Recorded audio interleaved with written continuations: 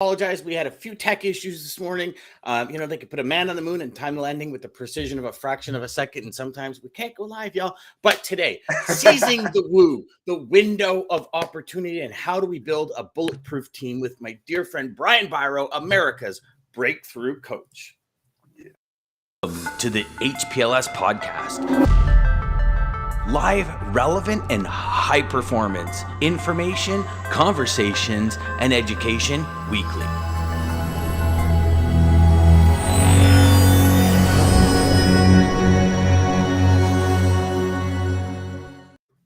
And Lisa comes in with the crushing victory over Jeff. 4 days in a row, beat him out. Good morning, everybody.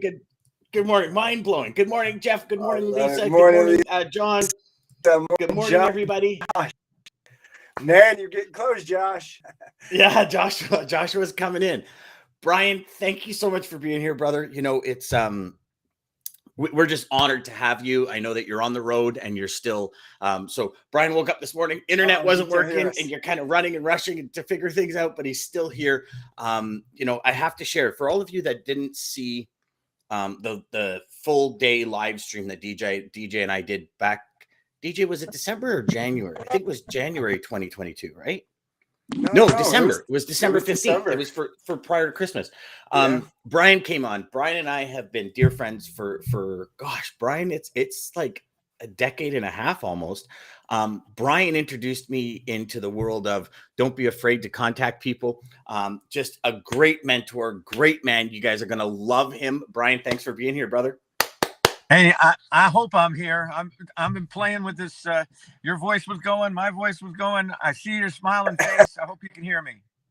We can hear you, brother. We got you. You're all good. So the big question, okay, so as we dive into today, as the world keeps shifting and changing and, our careers start consuming more of our lives, I'd like you to go back and kind of share this window of opportunity, the woo, and also talk about the presence, because I know to set the baseline for everyone, can you just go back and share your story about when you were in logistics and transportation and kind of what that transition was to seizing the woo and how it matters in our everyday life? Absolutely. The starting place is woo stands for window of opportunity, which is every precious moment, which means you never know if the next person you'll meet is, as when I met you in Toronto many years ago, if that person may become a lifelong friend.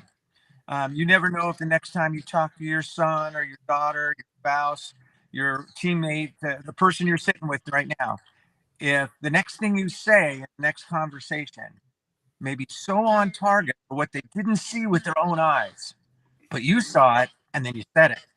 And because you seized that woo, somebody's life got better. You never know. So the question to everyone, because everyone is a leader, not is there a woo? There is. The question you got to ask yourself is, how many of those puppies have we missed?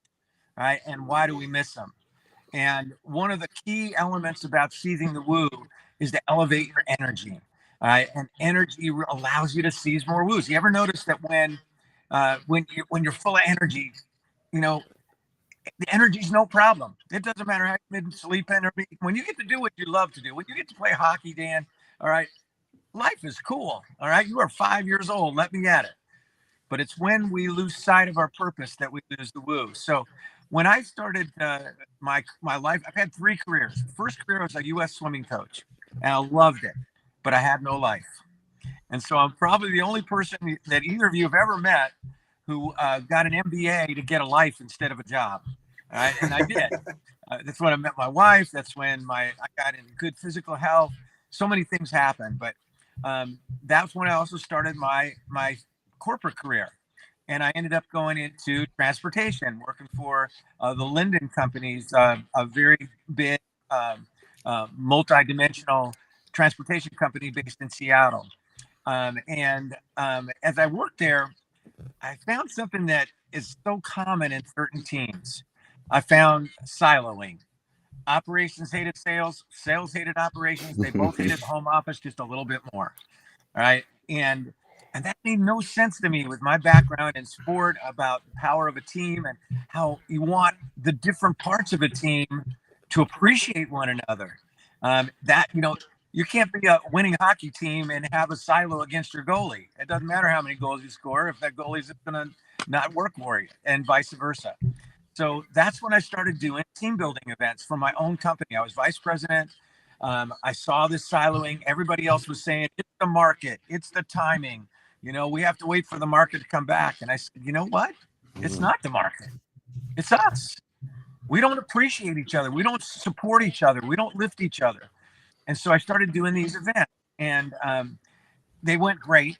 And our company had this incredible turnaround where we went from basically nearly going out of business. This is a 75-year-old company, to being the best in our business in logistics and customer convenience. We became very profitable. We quadrupled in size. We became UPS in Canada, in all the parts of Canada except the 8 major cities.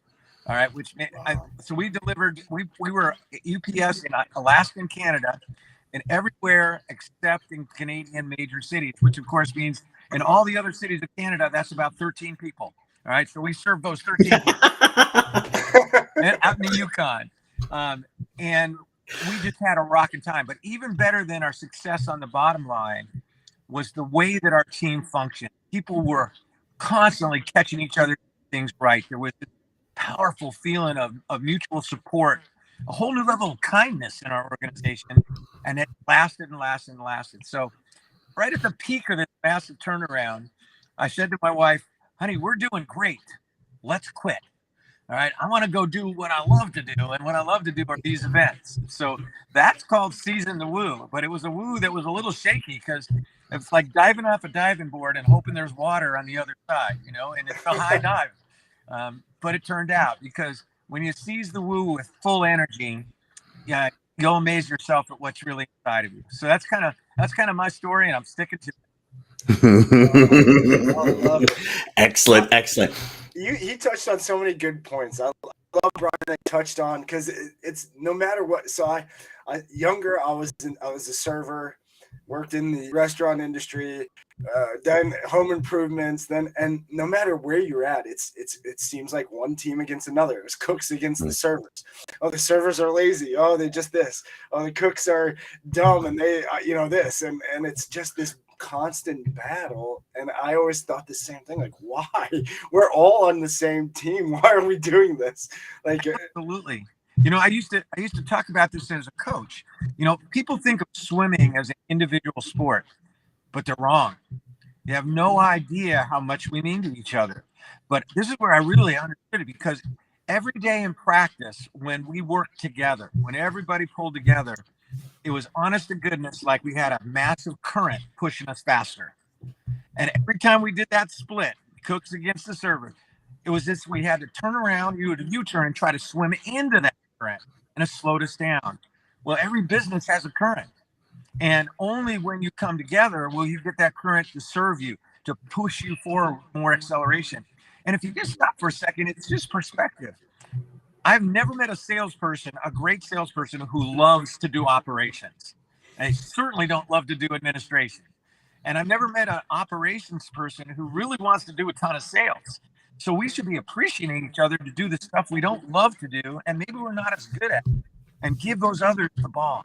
And when we do that, suddenly we build trust, we build momentum, we build focus. We're focusing on the things we can do instead of the stuff we can't do.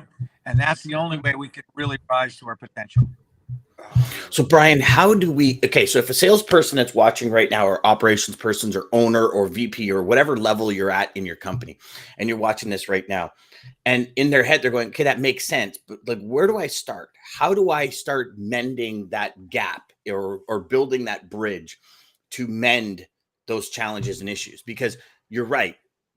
A lot of salespeople get pissed off at operations when something goes wrong, because it's directly affecting the salesperson's wallet. Vice versa, the salesperson says, well, it needs to be done this way, and operations person says, yeah, but it's really effective doing it this way. And it's one of the hardest things to let go of as a salesperson is your ops, because in sales, we bring in the business, but operations keeps the business and actually grows the business. And for all of you in operations, you're actually the best salespeople out there, just so you know. How would you suggest we start managing that piece of it, Brian? Great question. And the starting place is to really understand that we only really see when we control our controllables. It's when we're trying to control our uncontrollables and probably we had the best, the most challenging example of this over the last 2.5 years called COVID. COVID is real. COVID is a challenge. But as long as we focus on the things we don't control during that time, we become frustrated, lost.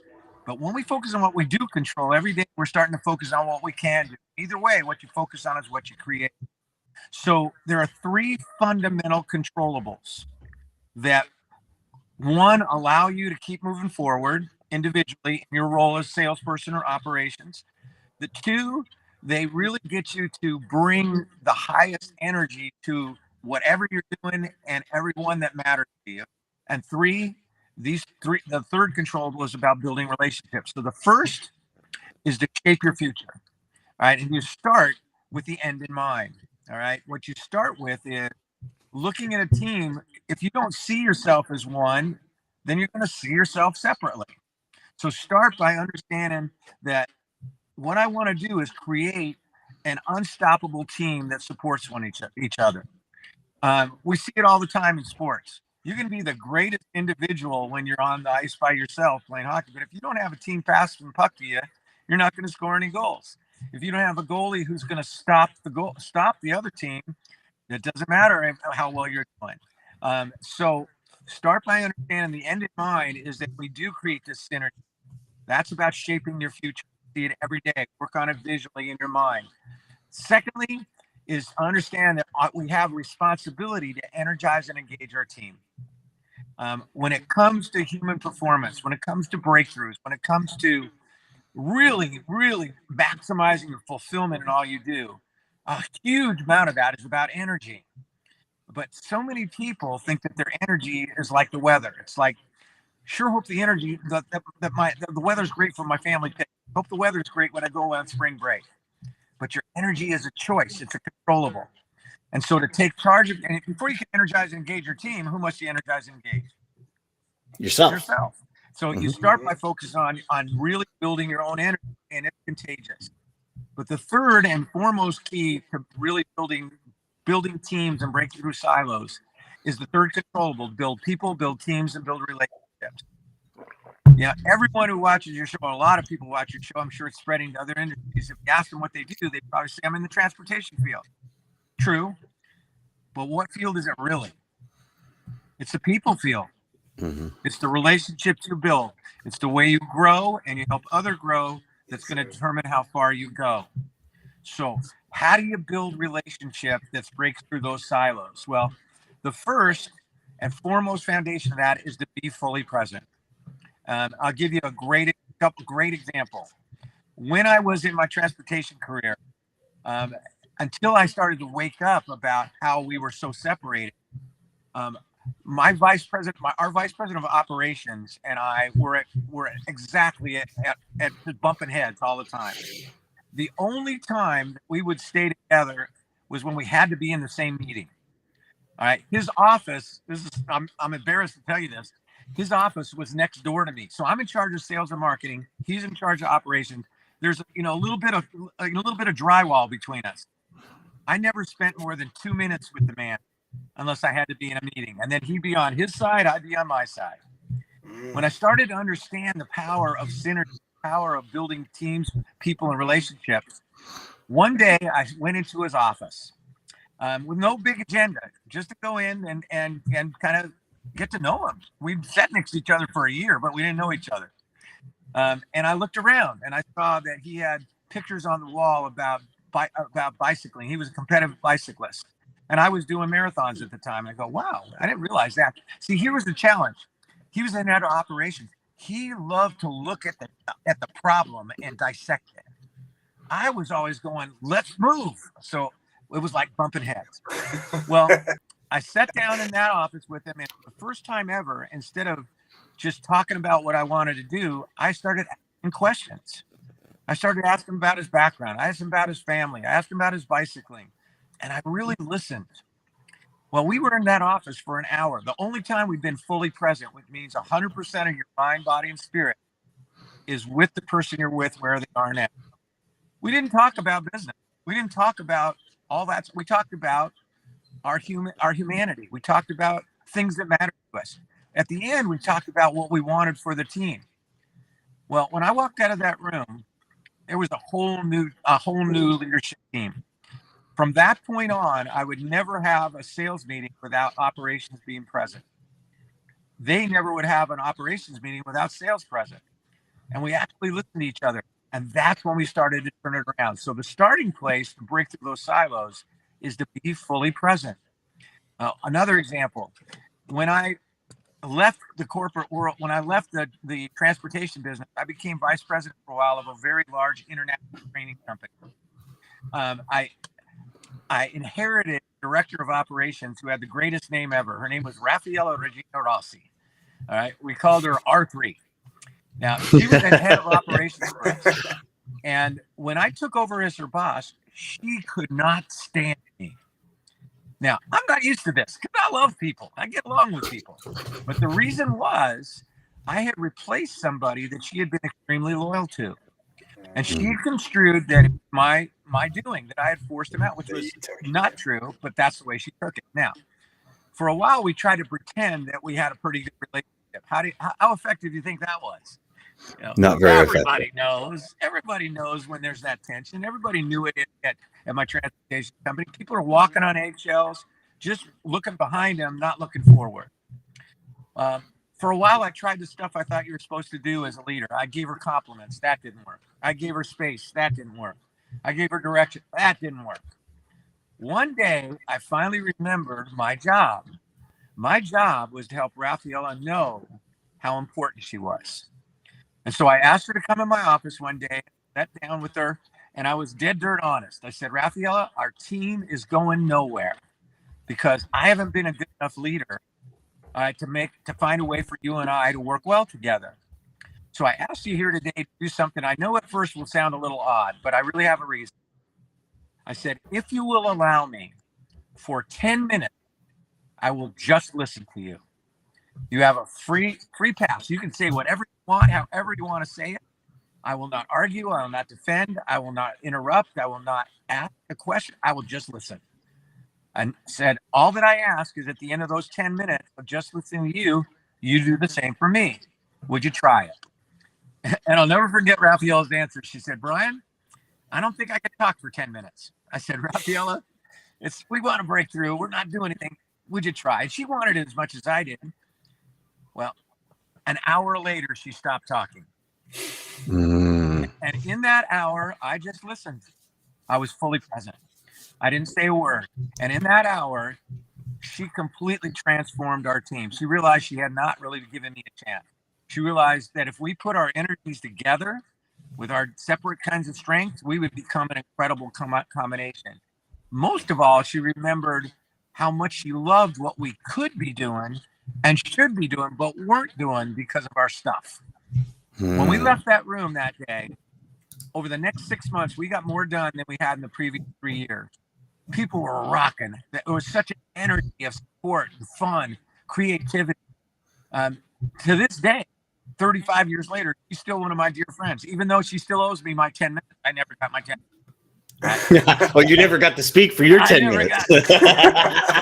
But in that time of simply being present, just listening to that person who had previously been in a silo and I'd been in mine, we broke through all those barriers. So the starting place and the most important key, Dan, to really breaking through and starting to build those bridges that is separation, just be present and just listen. Because what they're bringing you is a perspective that can make you richer because it's not yours yet. And if we can put those together towards that vision we have for one team, we can become unstoppable. That's awesome. I love that. Awesome. Oh my gosh, I love that. We're gonna just break for some comments here, Brian. But I do have a question for you after that. I think dovetails into that and is the starting point of all of it. Lisa says that's how I met Chad Petty when we met in Vegas. That's awesome. Yes. Joshua says the power of teammates is so often lost in companies, and how much we accomplish by lifting each other up is amazing. Such good stuff. So Yes, true. sir. So true. Beautiful. And Richard says a common thing in many companies is logistics makes news. Finance reports it. Logistics isn't going to do much if the bills don't get paid. You know, Richard, you are so right. Oftentimes when we sit down with companies, it's like, what's your cost to invoice? And are you really making money? Because salespeople, they might think, oh, you know, like if I make $50 a load, I'm making the company money. But if the company's invoicing cost is $70 a load, you're actually losing $20 each time you book that load, right? And it's every department in conjunction and every department working together as a team makes a company profitable. I love that. Jeff says it's all about collaboration, Brian. You truly cannot move anything forward unless you are unless you are one. Yeah, as one, right?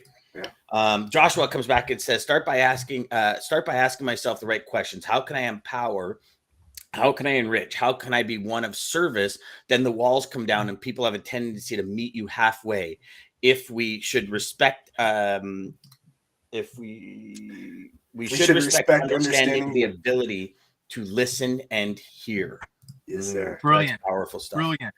Yeah. Good morning, Team Woo, Preet.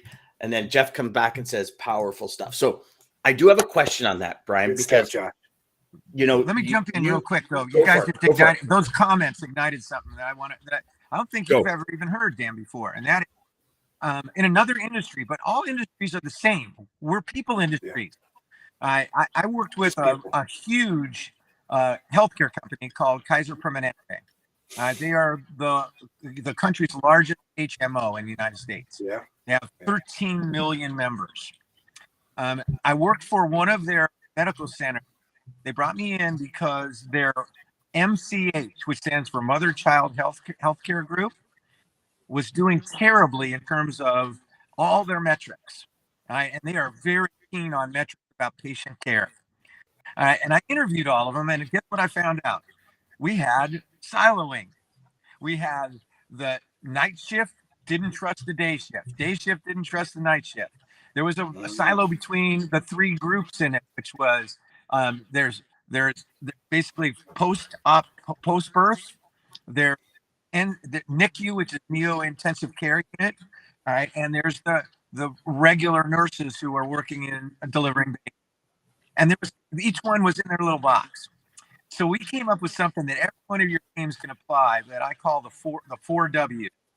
And we started to build it in our team every day. The first W, the place where they could really start to break through, was stood for welcome. Every time you get a chance to talk to a teammate, every time you get a chance to talk to a potential customer or a customer, make them feel welcome.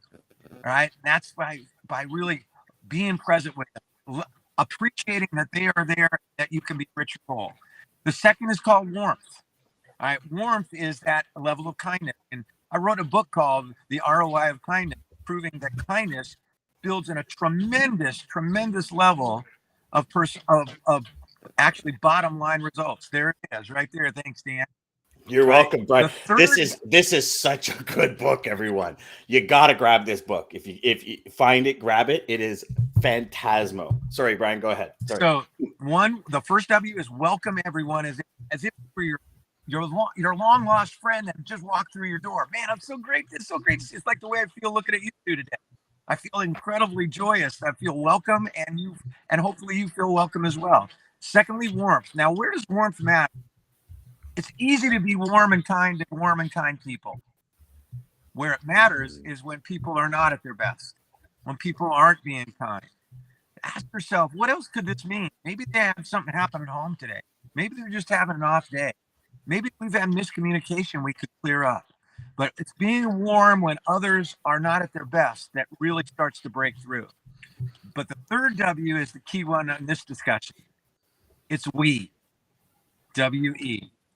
When I was working with this MCH team, what I discovered more than anything else was that all of these professionals were bringing welcoming and warmth to their patients, but not to each other. And that was where the disconnect was. And so we said welcoming and warmth isn't applied to your operations teammate if you're in sales and vice versa. It doesn't matter how good you are with your customers. It's going to end up somewhere. It's going to come out wrong. And so they started to work on that. And the fourth W is the outcome of welcoming, warmth, and we. And it's called world class. You become a world-class organization. No matter your size, you're world-class. Well, we built this into their culture. We built it in so that every meeting we brought up the 4Ws. All right. Every time that there was any kind of a get-together, 4Ws, we put them up on the walls and some fun posters. In 1 quarter, after 2 years of being in the 50s in their metrics, which is so far below what they allow, they rose into the 90s. And they stayed in the 90s from that point forward as that became indoctrinated culture. So that's the power of everything that we've just been talking about. So I had to throw that in because it really clicked when listening to some of those great comments. I love it. That was bonus, like bang oh on, my Brian. goodness. Yeah, that was so good. Thank you for that. Guys, use it for your teams, please.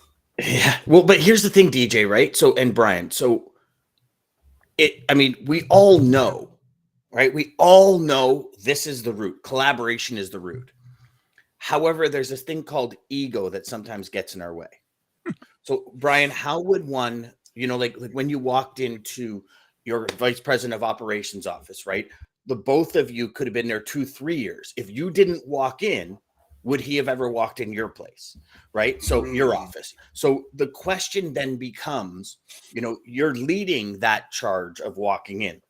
So as a leader, as a teammate, as everyone, we have to break our ego down, because often it's, like, oh, come on, man, like I worked so hard to do that. And, you guys just screwed me up and da-da-da. And it's that ego builds back up. So how would one go and break that ego down in order to be fully present? I love it. That's a fantastic question. And I like to, the term I use, that if you want to build a successful organization, you got to move from ego to we go. All right. That's where we're going, from ego to we go. And a starting place is a trait that is never taught. It is a choice that if you make it, you're on your path to being continually improving. And it's called humility. Now, why are people more humble? Because a lot of people think that you can't be confident and be humble. Not true. You can be very humble and very confident, because being humble doesn't mean you think less of yourself. It means you think of yourself less. But the reason why humility is so crucial, if you want to break through from ego to we go, is only those who are humble are lifelong learners. Because only those who are humble are always looking to get better, because they believe they can. They believe they can learn every day. They would rather be wrong and learn something from it than try to look good and always have to be right. Only when you're humble do you focus on your character more than your reputation. And when you focus, your character is who you are. Your reputation only what others think you are. And if you focus on character consistently with being a humble breakthrough leader, eventually it'll merge with your reputation. It'll become who you are. So start with an understanding humility is really a hunger to learn, and a belief that you can change and improve every day. Secondly, once you come from that place, the most effective, simple, practical way to be more fully present is to ask more than tell. That's it. It's to ask more than tell. See, we've been conditioned to think you go to a leader for answers, and there's a time for that. But if you want to work with all different kinds of people, you really want to build a team that you have faith in because you believe that they're all self-leaders, then it's the quality of the question you ask that'll determine the quality of your team. So we got 2 ears, one mouth. That's a clue. All right. That gives you an idea of a ratio to start working on. And so when you do that, see what was unique that day was until I had gone into that, my VP of operations office, I always wanted to tell, this is what we're going to do. I never asked. That day I shifted, asked first, and I was amazed at how much we had in common. Because when I wanted to tell, it was always about what I cared about. All right. When I asked, I started to discover that he cared about our company every bit as much as I did. He just looked at things differently, which together, what is collaboration? Collaboration is putting your resources together. I do not want to have a team of people who are just like me, because we'll only see this much. I want a team of people who are good at the stuff I'm not good at. I want a team of people who are fascinating and powerful in ways that I'm not, because then moving towards that common goal, that's when we become much more resourceful. It's really funny that when I left that corporation, the guy who championed all the things that we had built together was a VP of operations. He became like, he became like it was as if we were still together, because when I asked instead of told, I actually gave him a chance to tell me who he was. And until then, I wasn't paying any attention. Oh, That's amazing. My amazing. gosh. I'm glad I brought that. So much of the waiting stuff you for said was so ego to cool. ego. Go, DJ. Go. I was just gonna say, so much of what you said was amazing. I'm gonna replay this back many times. I mean, it was just, there's so much good stuff in there. It's crazy. Well, let me ask you guys in your audience a question. Yeah. When you ask somebody what they think, you ask them for their feedback, you ask them for their input, how does it immediately make that person feel? Oh, like they're worth something. Like they've got Exactly. value. Yeah. Makes them feel valued. It makes them feel respected. Right. And you cannot build a team until there's a feeling of respect and trust. It makes them feel trusted. So right away, and you think you're doing that to build that trust, but here's the benefit. You get to learn a perspective that isn't yours. All right. And whenever you seek to enrich somebody else's experience, you can't help but enrich your own, because you have to go places and think about things and learn perspectives you never had before. So just thinking about asking questions, great questions, what happens is you immediately realize, wow, number one, I'm being fully present, because if I ask it, I really want to listen. And number two, I'm more effectively than almost any other way, I'm saying to them beyond words, because I'm interested in your perspective, that I respect you, that I admire you, that I trust you to tell me what is really the way you see things. So there's a great gift in the power of asking more than telling.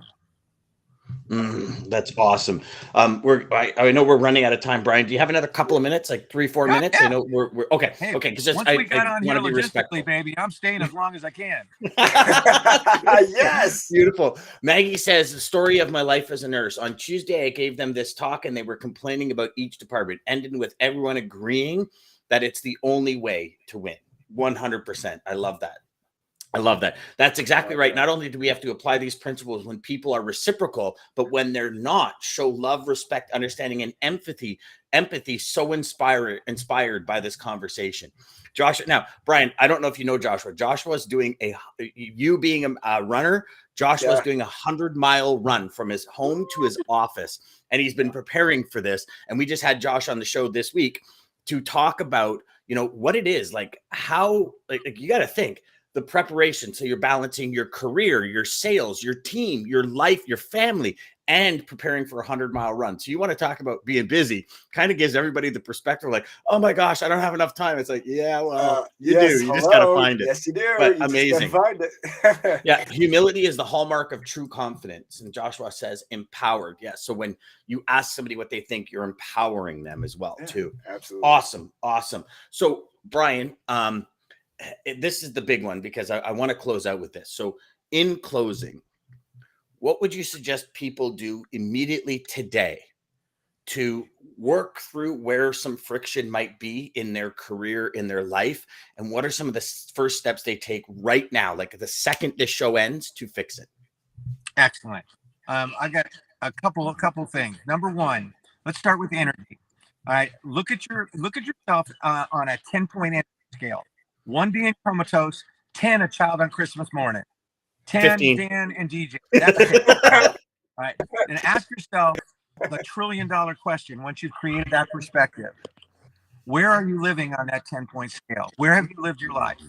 And unless your answer was 99.7, then as a humble breakthrough leader, all right, the starting place is to go on an ETP. That is an energy transformation program. And so for the next 30 days, focus on the 2 areas that absolutely positively will help you elevate your energy. The first is to change the way you move. Add movement to your life. If you want to move your business, you want to move your sales, you want to move your career, you got to move yourself. Because anytime you've been at your best, you have moved your body distinctly differently. So for the next 30 days, never sit at your computer desk for more than 15 minutes without getting up and moving. Smile more to the point it feels weird. All right, because it's training you to change your movement. Add 5 minutes a day for the first week. So I'm not talking 5 minutes each day, but 5 minutes for week 1, 5 minutes for week 2, 5 minutes for so the 4th week of your ETP, you've added 20 minutes of active movement to your life in a way that you enjoy, whether it's running, whether it's dancing, whether it's yoga, whether it's walking, whatever it is. So 1, change the way you move. You want to move your business, you got to move yourself. Number 2, start every day by asking yourself, what am I truly grateful about in my life? Start with gratitude, which is also the pathway to your purpose. There is a book called Power versus Force that measures the frequency of emotion. We're electrical beings. We all have a frequency. The highest emotion of all is gratitude. So if you start your day by saying, what am I truly grateful about? You're putting yourself at your highest frequency.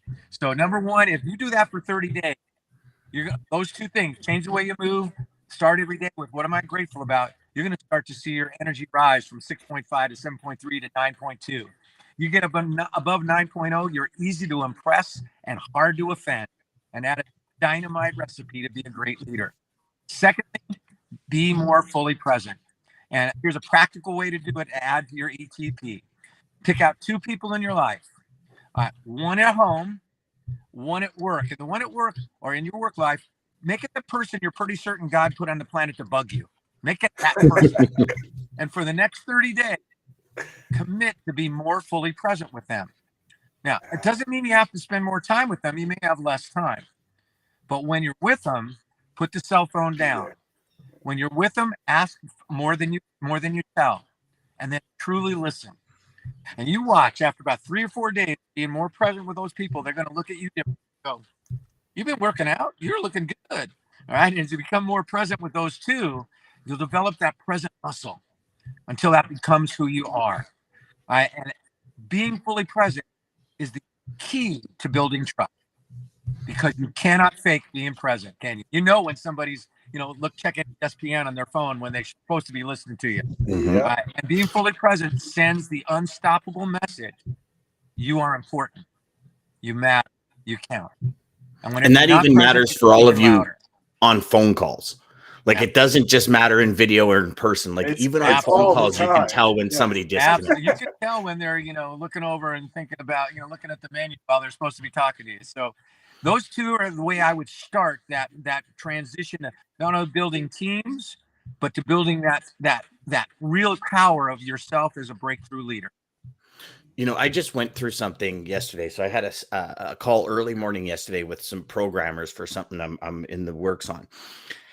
And afterwards, they followed up with an email. And I'm looking at the email, and there's all these abbreviations. And I'm like, what does that mean? I'm like, okay, whoa. So I send an email back. I go, I appreciate the follow-up and the minutes and everything. And that's awesome. We'll put it into the books. But what does all this mean?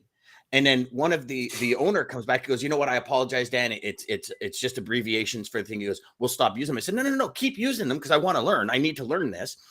And the lady that was holding the meeting says, I'm so sorry. I was using those the whole meeting, the abbreviations, the whole meeting.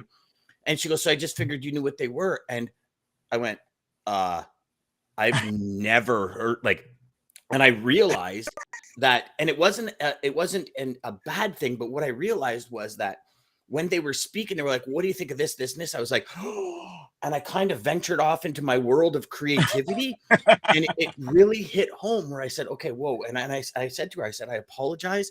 I'm going to make sure I'm more present on the next call. It's just, I go into these creative modes, and it's not disconnecting from the conversation, but it's like, what do you think of this? And I'm like, oh yeah. And like your mind's piecing. Yeah. Like shiny things are, I have a real problem with shiny things. But so I wanted to share that because it is so true that presence piece is paramount. Brilliant in 2 regards. 1, for you to share that with people, because people will go, I do that too. And 2, for you to be aware of it yourself. You now know the next time what you want to improve, that you're going to really listen first. A lot of people think that if we're fully present, we'll get less done. You actually get more done because you begin to be fully present with that task when it's the present task. With 100%. Each person, get more done in 5 minutes than 5 years. Yeah, there's a lot less wasted time, I feel like. Exactly. Mm-hmm. We've all done it. We have that Friday where we're going to leave at 2 all week long. We've been working 8 to 8. On that Friday, we get more done from 8 to 2 than we had all week because we were fully present. 100%. Oh, awesome. Great way to end. Oh Fantastic. my God, thank you. Now, the Thank big you, question thank is, you, thank DJ, you. did you pick the right quote for today? Dude, hopefully we'll see, but all I could tell you was amazing. And some of the empowered, this is inspiring. Jeff Patterson said, they asked the question, how do you stop yourself from chasing those shiny objects? Great question. Can we answer that before we go? Yeah. Do you want to answer that? Or do we want to answer Brian, that can you answer that before we go? Are you asking me? Yeah. Yeah. All right. Ask the question again because I lost it a little bit. No problem. How do we stop yourself from chasing those shiny objects? So how do we stop ourselves from breaking out into like a being different fully thought present pattern and not trying to be present? 95% of it is just being aware of being fully present, because you'll pull yourself back. Leave perfection to God. Just get better at it each day. Be more fully present. Secondly, a great way is to actually condition yourself to listen before you formulate. All right. Most of the time we're in a conversation when somebody's talking. What are we doing? We're thinking about what we're going to respond. We're thinking about what we're going to say next. Take a breath. As they're speaking, take a breath. That's an automatic cue to be fully present, to put you in the moment. Take it in, and then that response will not only come, it'll be more on target. All right. So that's a big part of it. Is number one, just settle down. What you focus on is what you create. So focus on that person and relationship, and you'll create relationship.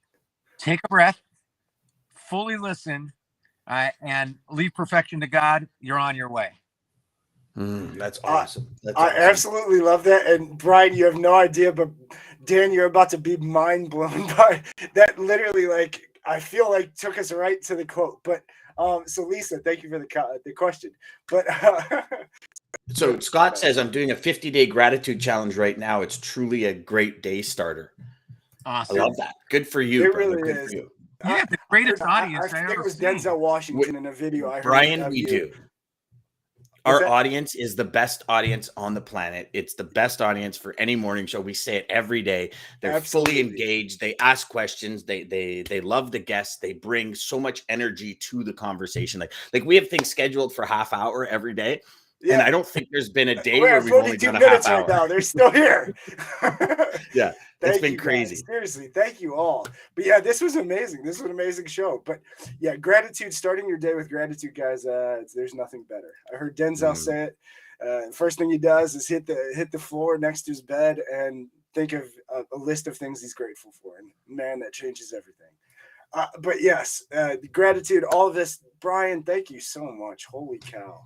This literally was like the greatest show. I mean, you see everybody's still coming in. They're still coming in. Tyler just came in with a comment. But so they're still coming in, guys. I am trying to close the show, I swear.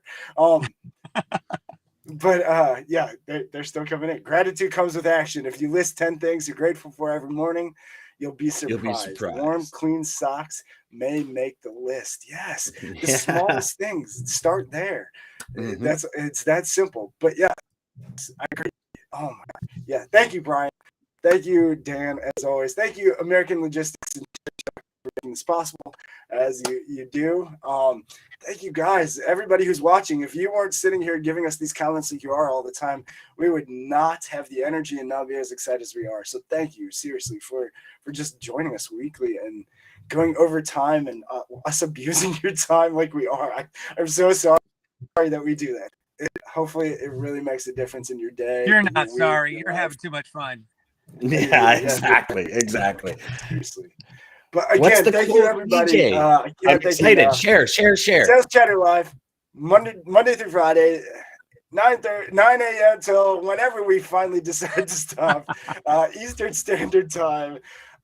This is from Prasad Mays, and it's the mind is like water. When it's turbulent, it's difficult to see. When it's calm, everything becomes clear. That's why they say never make a decision in a valley. There you go. Take that breath. To the HPLS podcast. Live, relevant, and high performance information